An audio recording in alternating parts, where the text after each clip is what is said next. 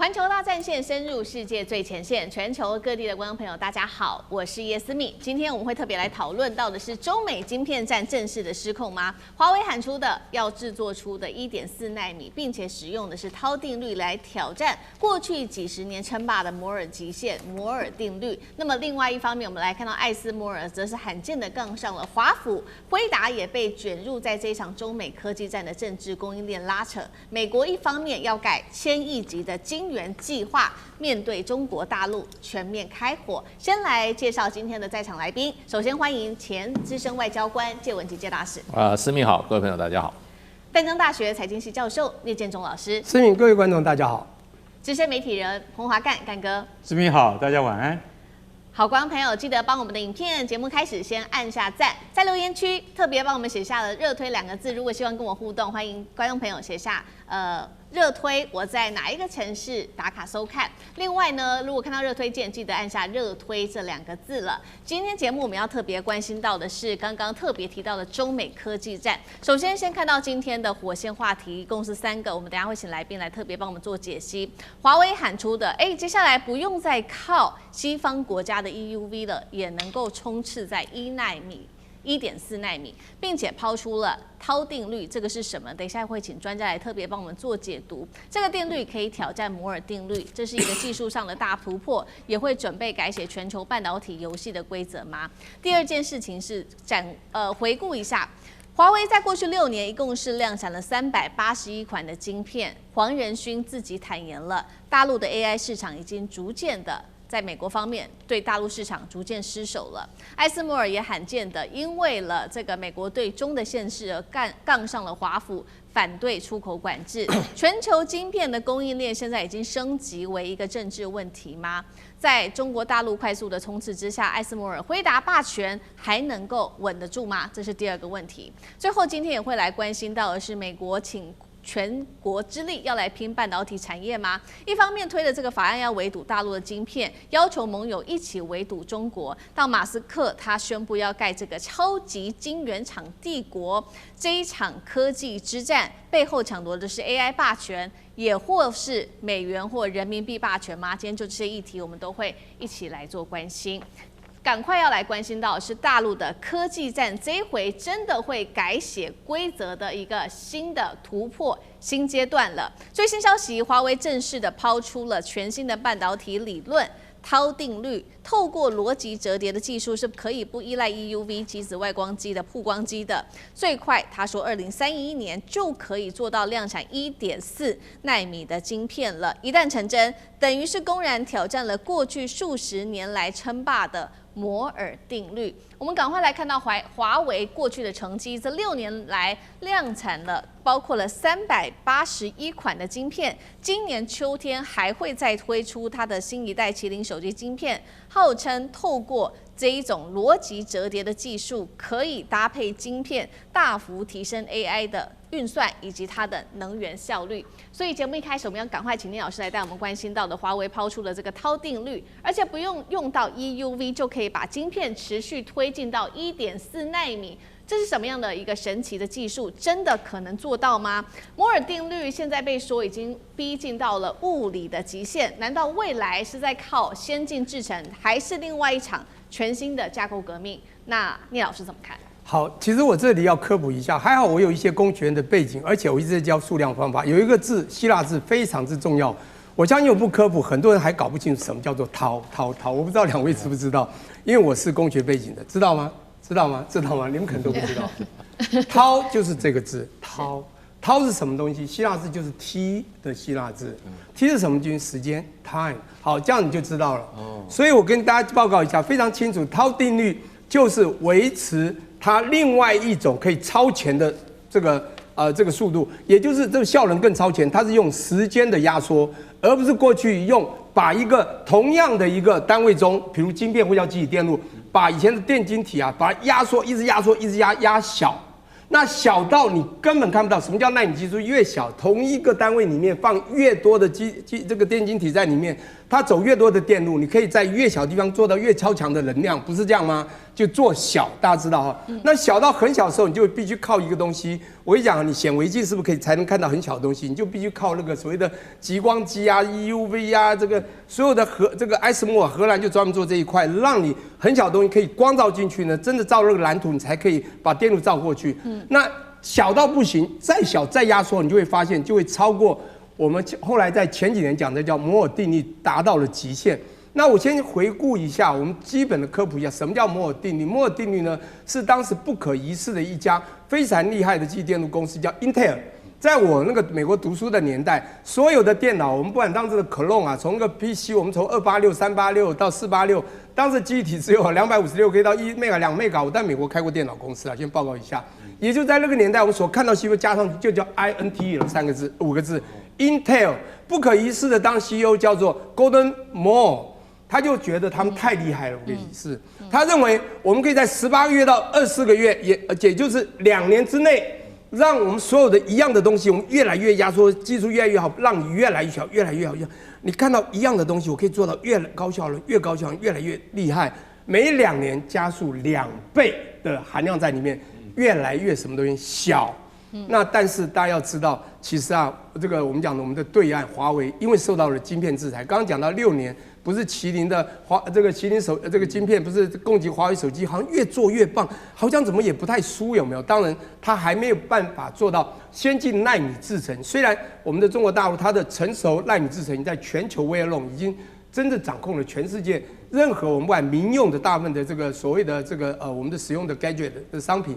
可是你知道比較高科技、很先進的這些奈米製程啊，甚至3奈米以下的，我們講台積電基本上全球一枝獨秀嘛，就是三星還有 Intel 早就大概在這個方面退場了啦，它只能銜接這個台積電過去來把它的基礎建設再加持。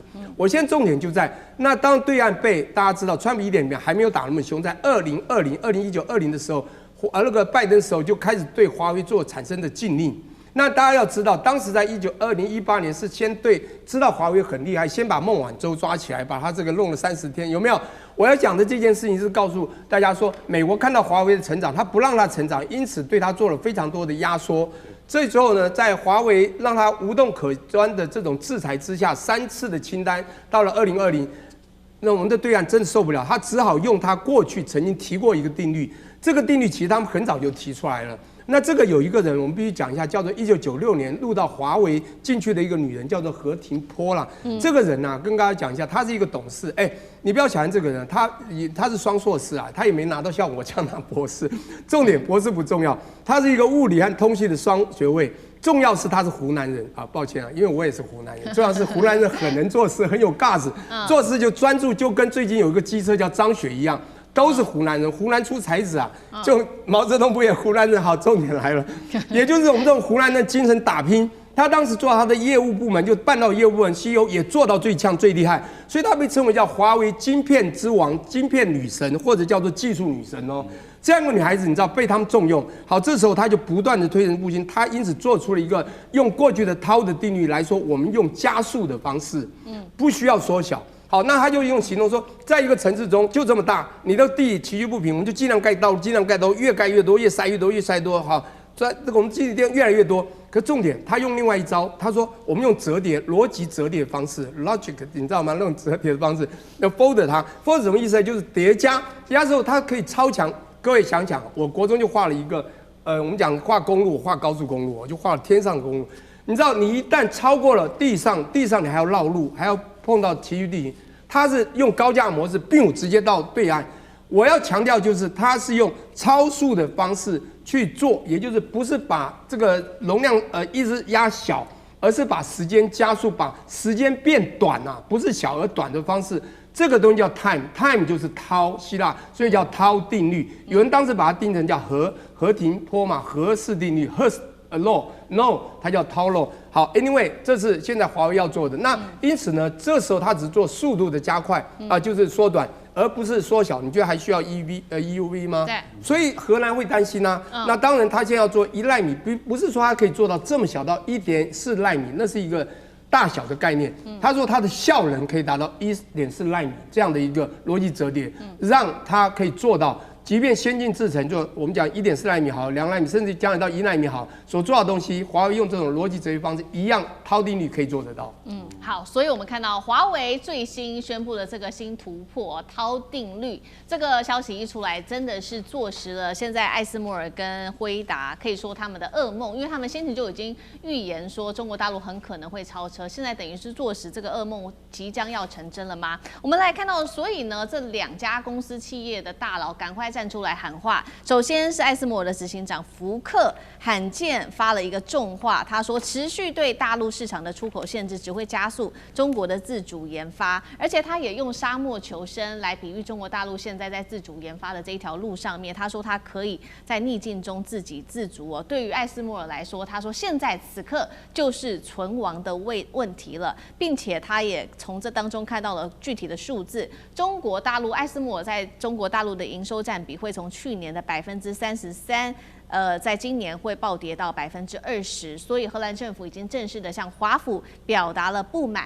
而美國到底是祭出了什麼政策？事實上就是在4月份祭出的這個 Match 的法案，要求不管是盟友日本啊、荷蘭都會限制賣這一些高階的，不管是先進設備、晶片等等 EUV 啊、DUV 給中國大陸。那另外一方面，一方面我們看到艾斯摩爾是抱怨美國所做的事情，但另外一方面，現在得知的一個消息是，艾斯摩爾執行長私下證實他有跟馬斯克會談，因為馬斯克呢最新他說他計劃蓋一個高達1190億美元的 Terafab 超級晶圓廠的計劃，地點選在德州，接下來會打造的是整合邏輯晶片、記憶體、先進封裝這一種超大型的晶圓帝國，被視為說，難道現在美國也要複製中國大陸的模式嗎？透過這種國家的力量，再加上科技巨擘的這種力量，一起來扶植當地的半導體產業嗎？那另外一方面，我們剛剛說了噩夢成真的，還有輝達執行長黃仁勳了，他再次的點說，在美國的出口管制之下，輝達已經把中國的 AI 晶片市場大致上都拱手讓給華為了，聽起來有點認輸的感覺哦。那麼他還強調說，華為在今年會非常的強，尤其是在接下來的1年，他說他會再創佳績，而且本土晶片生態鏈也發展得非常好。接下來華為可以完全不靠 EUV 發展出它走出它的新的一條路嗎？對於艾斯摩爾跟輝達來說，又會有多大的一個威脅？那這是一個全新的產業革命嗎？謝大師怎麼看？對，這個就是一個全新的產業革命，所以艾斯摩爾很緊張。我想全世界这些有關晶片的主要的大廠啊，還有就是說晶片設備的製造廠，我想現在都在還要想搞清楚到底什麼叫什麼滔定律啊，這個要不然就是趕快學，要不然就是搞清楚對它這個產業造成衝擊有多大，剛剛摸清楚。我想這應該包括我們台灣的這個我們所謂代工產業啊，我想衝擊一樣大，一樣大，因為這個就很簡單嘛，就變成就是說。這個科技的一進步啊，會把一整代的東西全部淘汰掉。鐵路出來的時候，中國的大運河就沒什麼用了，全世界的大運河都沒用了。不靠運河漕運了。你要說在中國在清末的時候，清朝以前，全部都是漕運，北方、南方，然後呢，重要運輸都是靠船啊，漕運啊，所以有這個青幫，這個所有的都要有規則的啊。那鐵路一出來以後，中國所有的運河都淤塞了，就是這麼現實啊。那你更不要講說，我們小時候可能現在年輕人都不知道，我們以前哇，Sony ，Sony 這個啊，多讓人向往啊。現在你看它不行啊，它就主要它沒有跟上這個科技發展的腳步，它的產品沒有跟上來。那更不要講日本當時做那些什麼做那些什麼。Walkphone 啊，那些啊 ，National 啊，現在沒有了。那現在唱片大家是玩家在玩了。以前我們聽音樂都是唱片，唱片錄音帶一出來，唱片就沒了，唱片也通通關門。然後呢，CD 一出來以後，那個錄音帶也沒了。現在 CD 你也買不到了。對。為什麼買不到？現在大家都用手機直接把音樂都 download 下來，或者我在手機上就加入這個音樂網站就可以了。車上也可以聽，走到哪都可以聽，要聽什麼都可以聽。對，所以就變成就是說，這個科技隔代換代是最可怕的。你要知道你是會被淘汰掉，因為這個所謂時間縮微嘛，他剛剛那個聶教授講得非常清楚，時間縮微。過去是什麼？是物理縮微，把你這個物質把它縮嘛。那現在它是用另外一個概念來做，就完全另闢蹊徑嘛。同樣產生的效果，他說我2031年我做出來的晶片就是達到1.4奈米的效能，對不对？那怎麼做的話，可能我的整個內部設計啊，各方面都不一樣了。是，對，所以他說，所以最近就變成就是說，當時華為在被這個封殺的時候啊，他花了大概4年的時間嘛，1500多天嘛，我記得他們講1500多個日子裡面，他們突圍了，也就是那個他當時的那個晶片，手機的晶片突圍。那當時手機一出來就是 Mate 60P 嘛，我記得 Mate 60，一出來的時候，哇，各國都把他那個手機趕快買去，把他那裡面的核心處理器拿出来拆，一拆出來發覺，果然是中國大陸做的，不是外面什麼我們台積電幫他做，沒有了。然後呢，中國大陸設計的純指7奈米，那他們就很奇怪，怎麼做得出7奈米？那他現在已經講了，他們已經用這個所謂的這個定律這個時間的這個定律來怎麼樣？已經設計了300多個晶片了，然後2031年就要做出1.4奈米等量的這樣子的晶片了。你說這些公司哪個不緊張啊？對。如果我們台灣有公司不緊張的話，我不相信。我不相信，這個實在是一個大地震。對，好，所以我們看到這一場全新的科技革命，剛剛講了嘛，這個包括了各個科技產業大佬都非常緊張，不管是輝達，不管是艾斯摩爾。那同一時間呢，艾斯摩爾現在是另闢一個新的商機的一個新管道嗎？因為我們剛剛特別提到了嘛，執行長特別跟馬斯克聯繫上了，因為馬斯克說要在美國的德州這邊蓋一座超級晶圓廠，而且是砸1000億美元的。現在被解讀是不是美國也要複製大陸的模式，做到請國家之力來扶植半導體產業？那這背後爭奪的是 AI 科技的主權，幹哥又怎麼看？但是我是覺得馬斯克他如果要造一個超級工廠，那個依照艾斯摩爾那個執行長傅凱他所講的就這個根本就是一個 crazy plan， 非常瘋狂的計劃。因為他說第一步投資下去就是我们台灣投資美國的那個價錢，就200億美金先丟了，但到最後這個廠在德州這個廠規模會大到1200億美金，那是多大的廠啊！其實我今天坦白講一句，1200億美金，馬斯克他要怎麼個融資法呢，才能夠融資到那麼多？政府不幫忙，我看很難的。所以剛才思明講的沒有錯，也就是說要扶植自己的產業。而馬斯克在跟傅凱兩個人見面的時候，傅凱說他很認真哎，本公司艾斯摩爾是全球唯一能夠做深紫外光刻機的。我是每天都要等着那個什麼SK 海力士或者是英特爾抱着現金來找我，為什麼？只有本公司做得出來，只有艾斯摩爾做得出來。可是你不讓我艾斯摩爾賣深紫外光刻機給大陸，給中國，對，你知道我們少了多少營收嗎？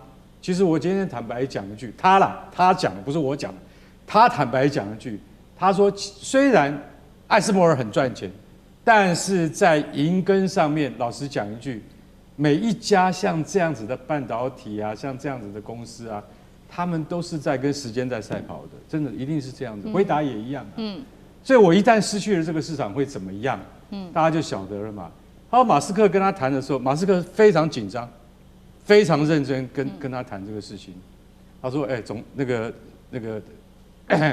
總裁，我跟你講我馬斯克我一定要，為什麼你知道？因為我的特斯拉跟以後我的星鏈的整個系統，沒有你們艾斯摩爾的東西，我們是做不出來的。是，而且我非常非常的重視我們未來，就說我們這個電動車以及星鏈計劃，再過10年，能不能夠仍然引導着世界的潮流？這個是馬斯克他最關心的。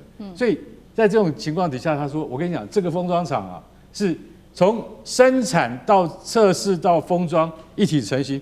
我們現在聽起來就好像跟着像華為一樣的嘛。美國人從來不幹這種事情的，現在幹了，你就知道說他們的危機意識有多高。所以你就在想，輝達的執行長黃仁勳他所講的最後那一句話，說基本上我們現在已經完全把 AI 晶片的市場還給華為，我們還給華為，我們不要了。以前我有1/5的利潤是從這邊來的，我們現在通通還給他，為什麼？因為你讓我們失去了這個市場，就像艾斯摩爾也是一樣，他現在也失去了，也是一樣失去這個市場啊。但是當然那個1.4奈米是不是真的在2031年能夠成功啊？現在看起來還有好幾年，但最後如果真的成功了的話，那要倒霉的是誰？川普已經做完他的總統了，是美國的產業要倒霉，這就是事實。好，謝謝乾哥，那我們休息一下，馬上回来。地缘政治、美中之爭、戰略價值、強權崛起、小國生存，現在與未來洞悉事件走向，掌握世界脈動，全球觀點盡在環球大戰線。趕快來看到這個震撼的消息，是關稅戰正式的反噬川普了。這個是1660億美元總額的退稅炸彈，恐怕即將要引爆了。接下來犧牲的不只是白宮企業而已，還有消費者面臨3輸的窘境。美國國庫恐怕被掏空。在川普退稅的這個事情爆發之後，歡迎各位網友們可以在留言區寫下，如果您認為說美國的財政恐怕陷入危機的話，可以幫我們留言寫1；如果您認為說還是非常健全的話，可以在留言寫2。那我們一起來做更多的互動跟討論。這一場關稅大戰，其實川普非常的自豪，他認為說可以呢讓美國的國庫保，結果沒有想到現在呢恐怕爆發的是財政上面的這個超級炸彈。美國的最新統計出來了，在5月份光是前20天，美國要退的這個關稅總額高達了170億美元，而且現在最新統計說5月份的退款總額可能會超過4月份，而且是越來越多的。4月份的退款總額大約是這個超過4月份的221億的美元的一個關稅收入哦，這個是正式的數字已經出來了。接下來還要需要退還的金額，连川普自己都尴尬的承認，總共是達到了1490億美元。如果把利息算上去，接下來要退的金額更是高達了1660億美元。但是眼前政府要面对的狀況本來就已經很難解決了，財政上面有什麼樣子的一些困難呢？我們首先來看到的是，目前今年的財政赤字已經累積了9540億美元了，全年預估還會達到1.83兆美元吶。那麼美債現在更是首度突破了39兆美元大關，非戰爭時期的債務對於 GDP 的比率更是高達了超過100%。退稅恐怕讓赤字問題變得更加的嚴峻了。那麼5月份的這個關稅退款可能超過關稅的收入，代表川普的關稅政策已經出現了反噬了嗎？川普現在也透過各種的方式要重新課稅，現在擔心他這樣子做會不會讓美國的財政變得更加困難，有更多的地雷被種下去？謝大使怎麼看？現在他陷入一個難局了。對，因為他要新的課稅，現在已經在美國的這個法院裡面已經否認了，因為他也要領用另外一條法律來課稅，作為他加稅的基礎啊。那現在也被否定了，所以他找不到法源啊，他怎麼可以宣布新的這個加稅的這個措施？所以他現在要徵稅的可能性是目前是不具備。所以現在已經開始，大家開始去這個退稅。退稅其實很簡單，就是你稅單上，你交稅，他一定給你個收據稅單嘛。你進口這邊，你有稅單，你就去找政府退稅嘛，找你的會計師拿着稅單退稅。這個應該是很簡單的一個程序啊。所以政府也逃不掉，對。所以在行政處理上，我認為不是一個很複雜的問題。所以這個稅它是非退不可，而且繳了稅的人絕對不會說我忘記了，因為這些都是大宗進口商啊，對，這些都是大客戶，他一退他就要上百萬這些千萬的錢出了，他怎麼可能不要這些錢呢？對，所以這些在繳稅的，因為也有中小企業啊，都是少數，可是任何人他只要錢可以要回來，他一定要，而且這種單據都是非常清楚的。哎，你要進出口的話，這種，現在如果說電子單據的話，一找就找出來了。那你就繳了多少稅，清清楚楚把這印出來，就叫你政府還。所以我覺得這個還退稅的過程中哈，我覺得效率會很高，不會有人忘記。所以呢，你繳的稅，你都要一個一個退出來。那現在問題就變成就是說，他本來還靠這個關稅的收入啊，還可以彌補一下他現在政府的整個的赤字。那你現在政府關稅收入也沒有了，還要再把過去收入的，你從去年開始就有收的，都要一併的退。那你不是加重今年你整個赤字的那個負擔嗎？所以這個對，起碼在賬面上會很難看了。對，所以再加上川普新一年的預算裡面，光這個他的這個國防經費要1兆5千億。對，他去年也不過才9千億，接近上兆。他現在一加給你加了5千億，哪裡來的錢呢？那你不就舉債嗎？對，收入沒有增加，而且川普更厲害的是，他還減稅。對，他認為他這個東西就變成就是說，我覺得就是說人不務實啊，真的很恐怖啊。他說，我現在減了這些富人的稅，對不對？他們就會多來投資，多來投資就創造商業，創造製造業，製造業跟商業起來以後，那繳的稅就出來了。對，他是打這個算盤。那你覺得真的今天這些富人他省了稅結了稅，他立刻就會把他錢拿出來投資嗎？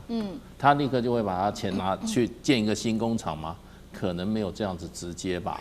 所以我覺得這種就是政客在騙人的話，他把他自己也騙了，最後他就現在面臨這個危機。今年的赤字到年底，你剛剛講1.83兆美元啦，那不得了，過去是1年加1兆，現在要1年加2兆。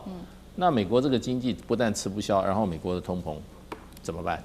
對，而且它這個東西已經造成一個很不好的惡例。其實就怎麼樣？你政府把錢收過台，結果造成通膨。你政府這個錢不應該收的，你收了以後你造成通膨。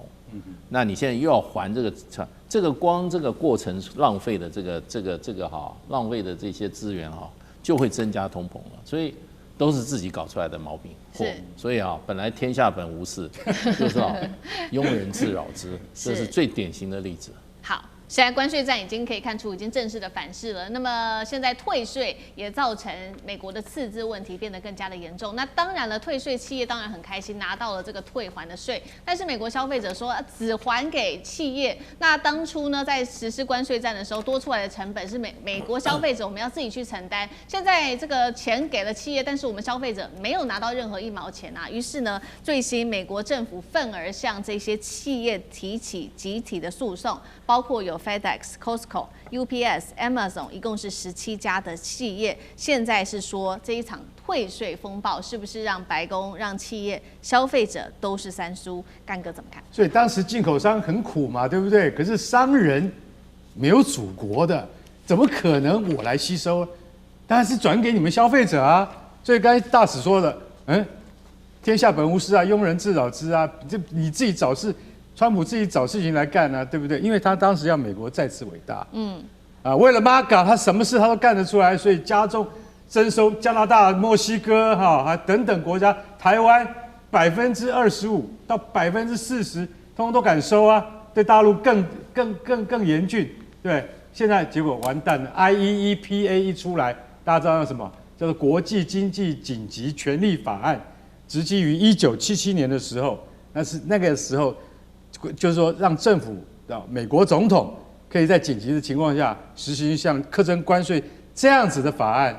可是問題是，這個法案川普一引用，今年2月被最高法院給駁回來，就說不可以，你這樣做是違法的。你不要以為你現在的時空背景跟1977年一樣，完蛋了，因為最高法院的裁定，它就是命令，馬上要執行，馬上一執行，到了3月，他說。這些被徵收，就這17家企業都通通上那個 app 去登記了，你知道？因為美國政府沒有辦法，只好允許大家來登記。大家來登記的話，就總共有17家要退稅 ，Nike 啦、Costco 啦、Amazon 啦，對不對大家都 UPS 啦，通通都上來登記了。那現在一統計，完蛋了，光是上個月就提走170億美金了。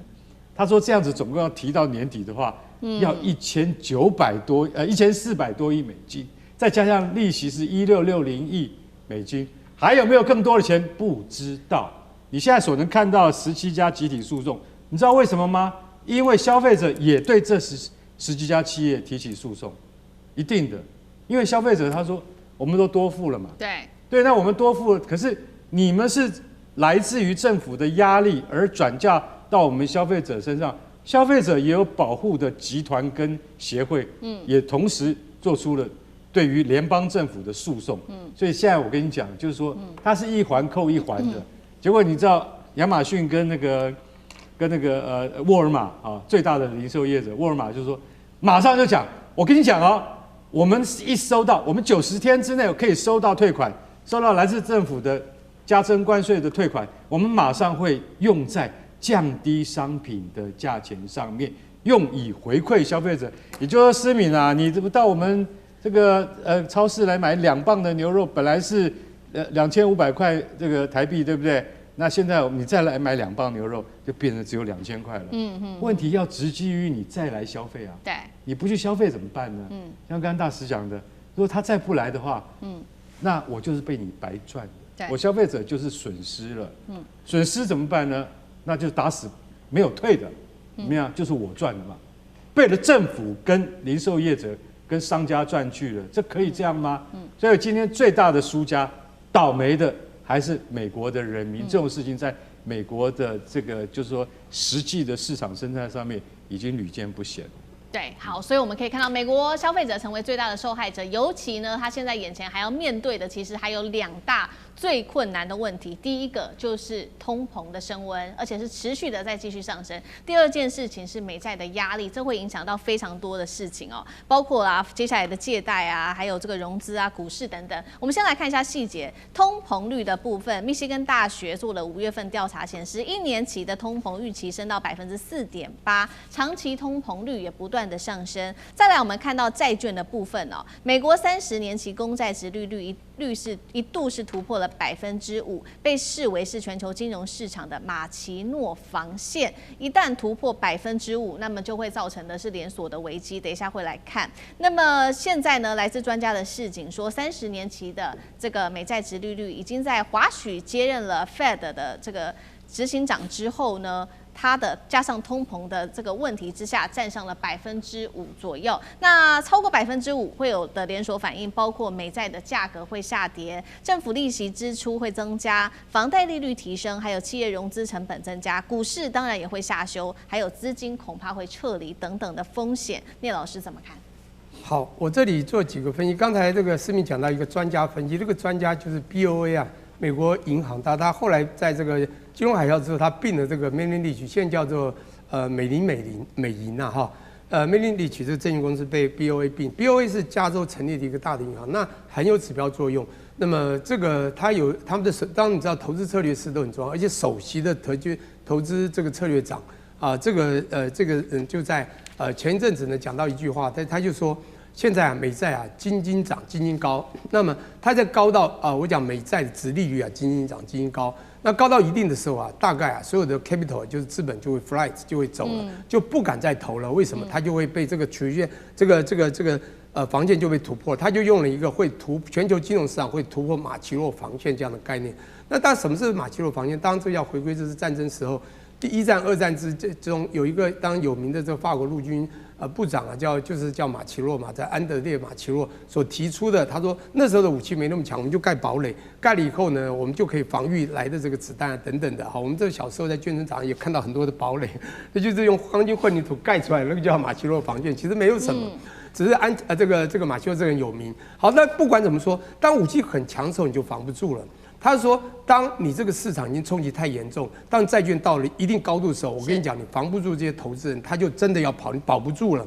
是這個概念。但到底會不會呢？可是有人在想，不對呀，美國現在看起來經濟不差呀，美國的經濟不差，就像台灣現在 GDP 很高大家去想想看，AI 你看股市也都很好，你覺得它有很嚴重嗎？可是我跟你講，債券殖利率真的反映出一個重要的問題，也就是他用了一個虛胖來形容。你看到哈，這個景氣很好，可是這個景氣是沒有被 deflate 掉的，也就是我們叫做一定要物價平整。你看現在物價在斤斤漲嘛，你知道我們利率有名目利率有实質利率，就是一定要考慮通膨。這個 GDP 現在漲就是虛報，還有 AI， 它的確帶動了非常大的向前行的一個動力。這個重點來了，美國就在企業家國家不斷重投資，重投資需要什麼？就需要錢，要 money demand。一需要錢之後，哇，從哪來？發公債，發多了以後，你知道供需之下，你就必須怎麼辦？必須降價求售。那價格一低了以後，那殖利率就高啊。還是一句話，殖利率和債券價格成反比。那殖利率斤斤漲，那成本就增高，對不對？美國成本就增高。好，那這個時候出現問題，那買債的人就發覺債券價格一直往下跌。那這就出現了他們現在所出現的這個所謂的馬奇諾防線的概念，也就是啊，如果再這樣子，這不斷的呢，這樣看起來是這種虛胖，造成美國公債不斷的發的時候，就會造成它的債券殖利率會一直往上。那我覺得還要再講一個，就是其實這個債它最後 backup 的一個東西是什麼？哈，它 backup 一個東西最重要的就是一個國家的信譽，叫 credibility 啊。對，美國的債我們講從金融海嘯當10兆。到前幾年20兆，現在已經30兆，而去年談的是35、6兆，現在已經談的是38、9兆。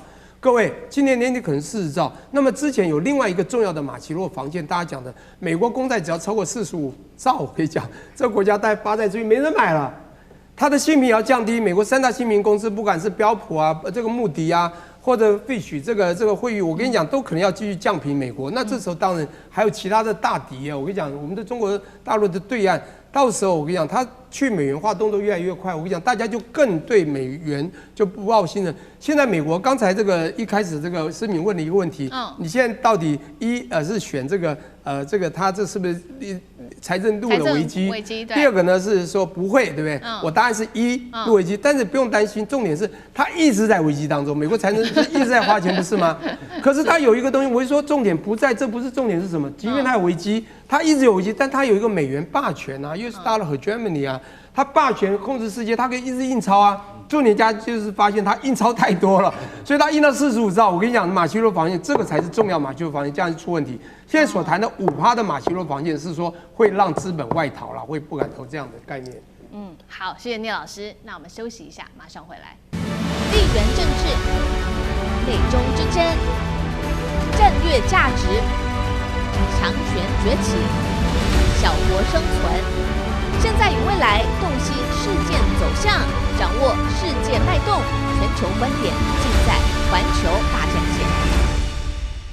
好，接下來關心到的是美伊戰事，美軍又再度的偷襲了，而且是在談判中的時候，突然間又開炸了飛彈陣地。那麼伊朗怒批遭到背刺，會來做全面的大反攻。今天就這些議題，我們會一起的來做關心。好，本來呢，美伊雙方還在談判，沒有想到美軍突然間對伊朗的南部目標發動了新一波的攻擊。來自於伊朗的中央司令部證實哦，這一次所謂的防禦打擊，美國說這是防禦打擊啦，包括了哪一些目標？包括了伊朗南部的飛彈陣地，還有革命衛隊，針對了革命衛隊的水雷艇等等。美方當然說了，這是自衛的行動而已。我們停火的協議依然是有效的，但是呢，我們看到其實已經遭到了伊朗方面對於美國的高度不信任了。尤其這件事情已經不是美國第一次的突襲了，大家還記得嗎？當時在2月28號美伊的第一次談判的時候，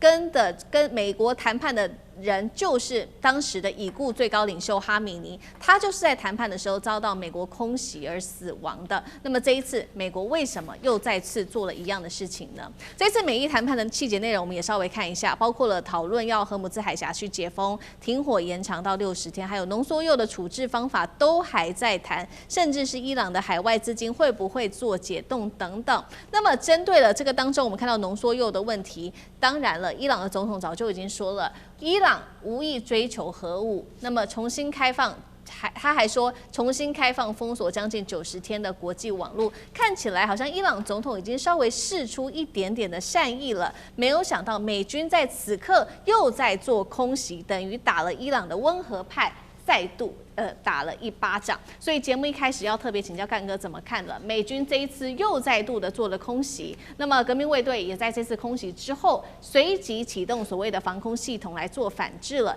伊朗接下來的報復行動可能如何做？幹哥怎麼看？你對於一個地區的壓力哈，你跟他現在在交戰狀態的話哈，你還是要保持着對他施壓的態度。就像橡皮筋，你要拉到一個程度，但你不可以太用力，會把它拉斷；但你不可以完全鬆掉，他根本就不怕你了。所以，現在對於伊朗的態度，美國中央司令部就 CENTCOM， 他們就是在保持這個什麼，就是我隨時都可以打擊你，你不要以為我們走了，我們還在哦，告訴你我還在。也就這次的行動是由 F-15啊，他帶着那個集束炸彈跟小直徑炸彈去對付伊朗處於低戒備狀態的防空飛彈設施。我剛才為什麼要說低戒備狀態？也就是說，後來新聞有講了一句，伊朗全面在打開在沿岸的防空飛彈陣地的雷達的這個警戒的程度又提升了。事實上，他們對美國的空襲，他們已經放低了戒備，大家知道嗎？結果現在又被打了，又挨打了。挨打的地方是哪裡？阿巴斯港。阿巴斯港是伊朗非常重要的商業港口，也是海軍基地。所以說，像這個非常重要的港口，竟然會挨炸，代表什麼？代表美國做了一些你不知道的事情，因為他們炸成了水雷艇，也就是布放水雷的小型快艇。這種快艇伊朗有多少？有300艘，所以被炸了2艘，所以在這種情況底下，坦白講，他們是可被犧牲的一種軍事資源，是，但是他們攜帶的水雷，的影響會很大，所以美國在這個時候出手的原因是說，我摧毀了你的水雷艇，我摧毀你的防空飛彈陣地，是告訴你我還沒有走，你要差不多。要對於我們的談判條件，把它當成一回事來辦。當然，濃縮鈾是絕對不可以置之不理的。因此，在伊朗的和平派，也就是比較希望能夠用談判解決的，就是總統裴澤斯基安。裴澤斯基安已經講了，我們一定就是說，我們會這個對於這個。我們這個濃縮鈾的事情呢，我們一定會說尋求大家的諒解啊。他其實已經放軟的態度，但美國還是採取了空襲行動，這都是雙方面互相的，就是說我退了，你進了，但是接下來是你要退，我要進。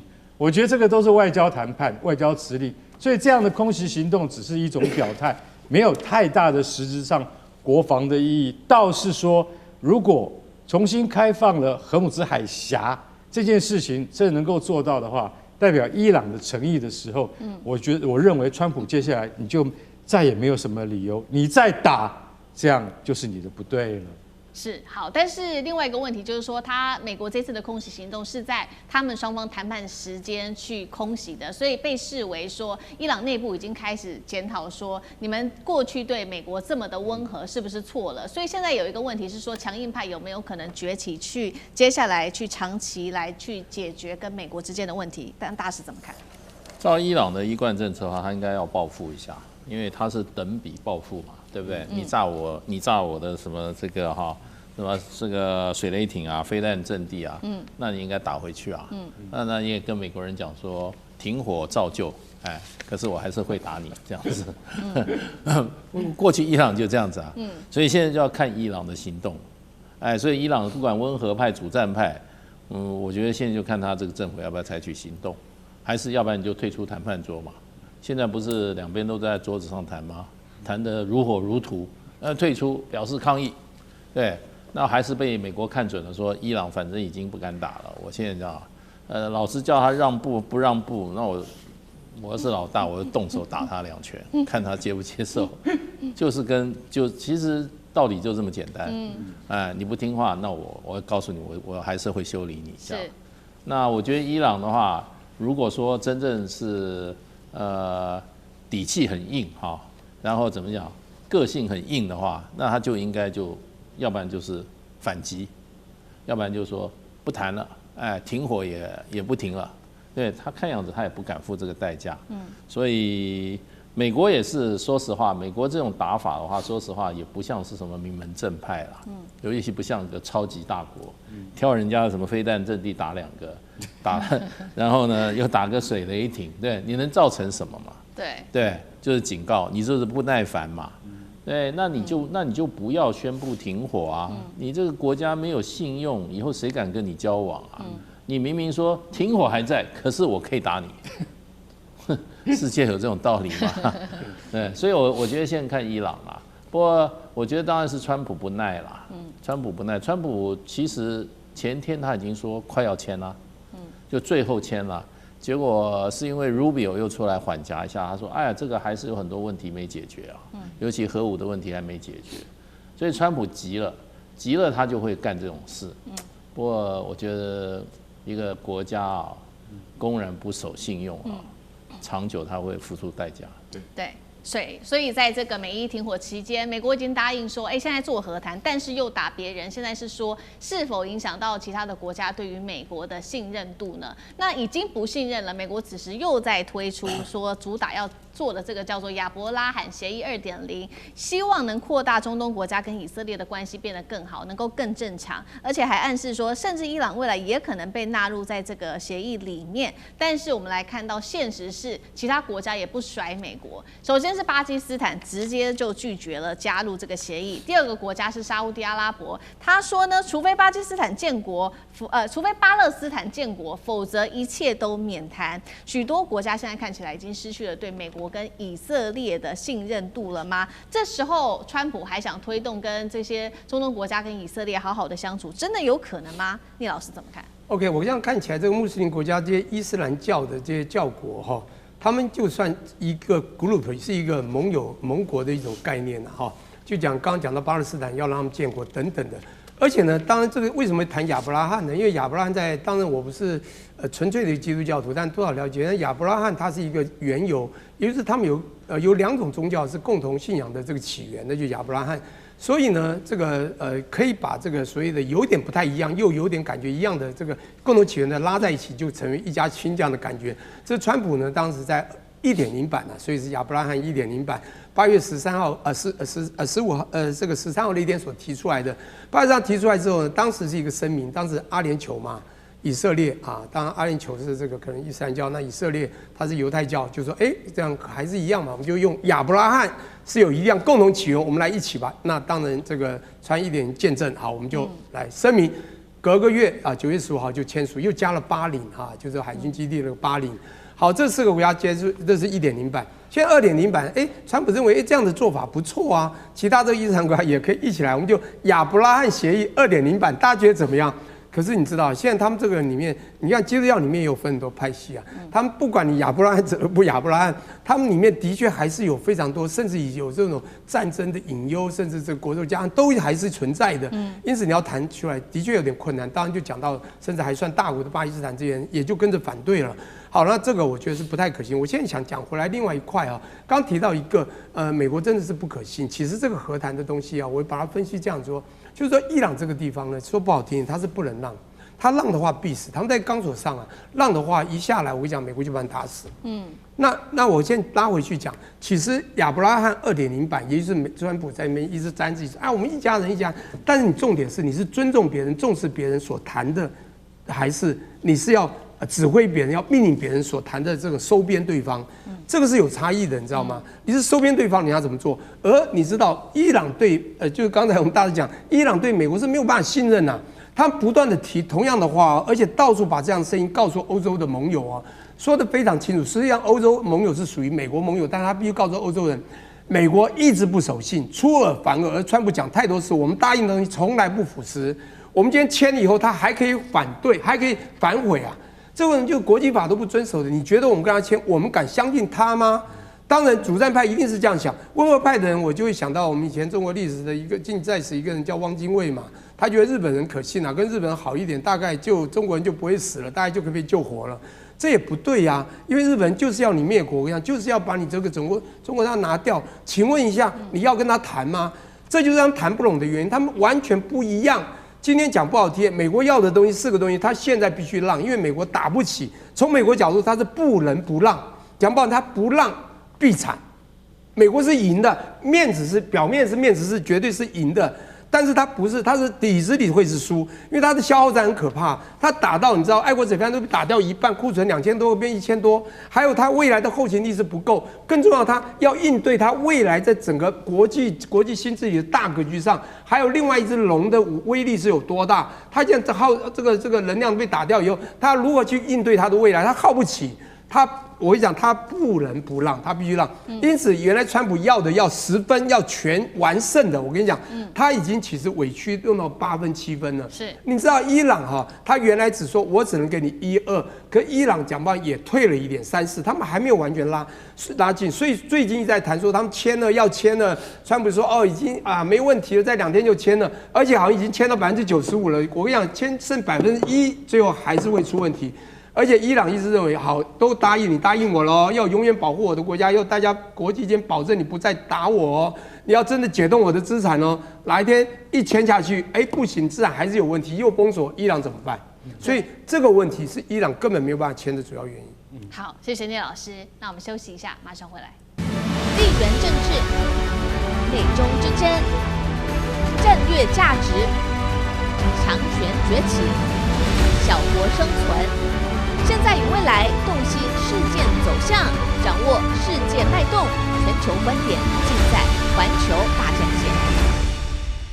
好，其實需要來關心到的是亞洲的大消息，因為亞洲股市呢暴漲是一飛衝天哦，現在全民都說要 all in 來想要炒股改變自己的命運，那股市過熱也都沒有再怕，難道4代同堂恐怕會輸掉家當，也要繼續的賭下去嘛？今天就這些議題會一起來做關心。好，我們來趕快看到的是 AI 的熱潮之下，2026年真的是不得了了。從美國一直到亞洲多個國家的股市可以說是一飛衝天。我們已經做了一個比較詳盡的一個數字統計。首先看到的是美股費城半導體指數漲幅從今年來到了5月22號，漲幅高達了70%，5月14號直接來到了一個歷史的新高點12304點。南韓股市更是從年初到5月底哦，漲幅高達了80%。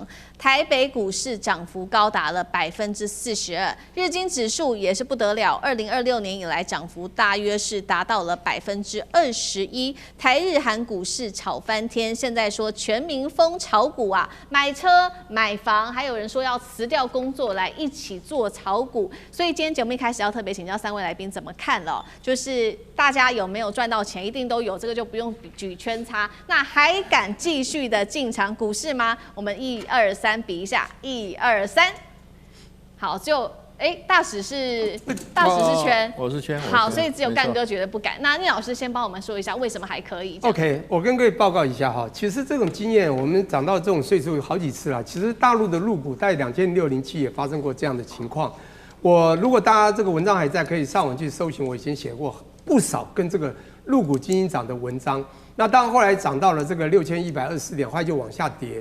那個在這之前談太多次了，見官不是官，甚至在股票裡面一堆的這個股民不懂金融市場的，一端的就被人家告知，就說去買股票就會賺，去買股票就會賺，排隊還每天搶個號碼牌要去，你知道嗎？要買股票還買不到，你知道嗎？這就是當時的可怕的所謂的泡沫的前夕。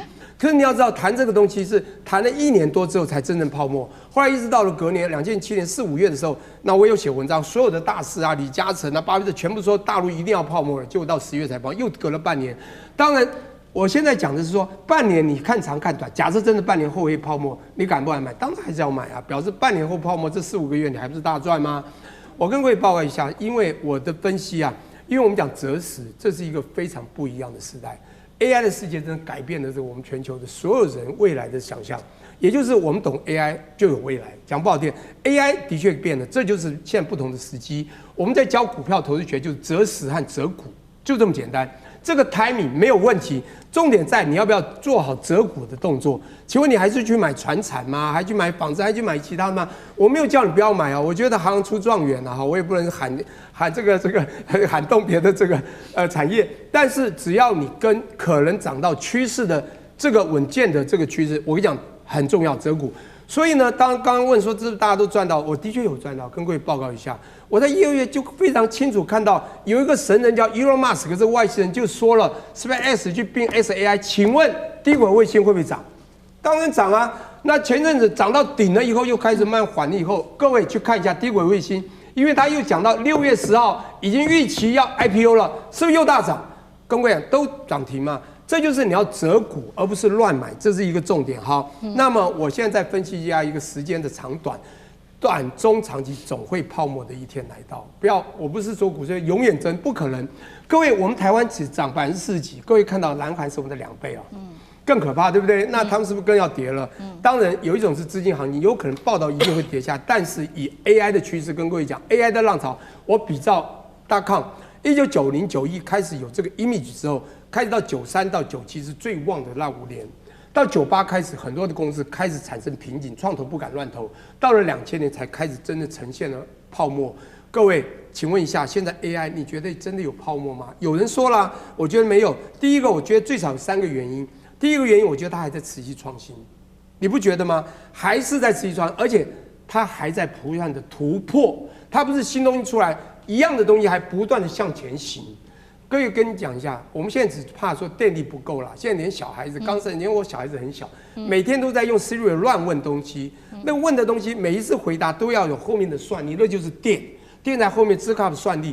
那這個東西你會發現還不夠，它還在創新，還在突破。還有一個不是所有，我覺得小孩子反而會用得多。很多像我們這種年紀，還有很多的市民，有我講地球人吶，還有其他不同的第三世界的小國家。很多人都還沒用上，他們還要搭上這些順風車，還要再用這些所謂的 demanding for 這個 future AI 是存在的，因此我覺得還會漲。但是當資金也丟了很多了啦，大家也看好一陣，大家要小心就對了。當然波段這個操作很重要，各位還是要擇時，現在時間不是，還是要擇股，而且還是要做波段的，因為股市畢竟啊如潮汐一樣，流水一樣是短波的，不能夠。還是要追蹤的這嚴謹一點比較重要。對，好，老師特別幫我們分析到說擇股很重要，還有就是做波段哦。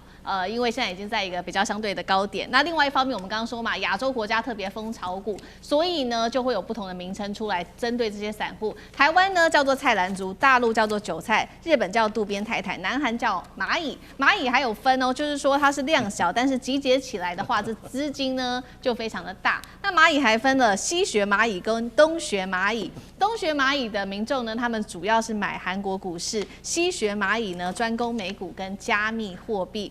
那來看一下台灣跟南韓是怎麼樣瘋炒股的。現在說4代同堂哦，貸是貸款的貸，就是他們押了房貸、車貸、信貸、信用卡貸款，全部拿去買股票。再來南韓更誇張了，上班族說下午3點半股市收盤的時候會集體衝到廁所去偷偷看盤。大學生呢現在說我要翻身哦，說用低利的學貸來一起瘋炒股，幹哥怎麼看？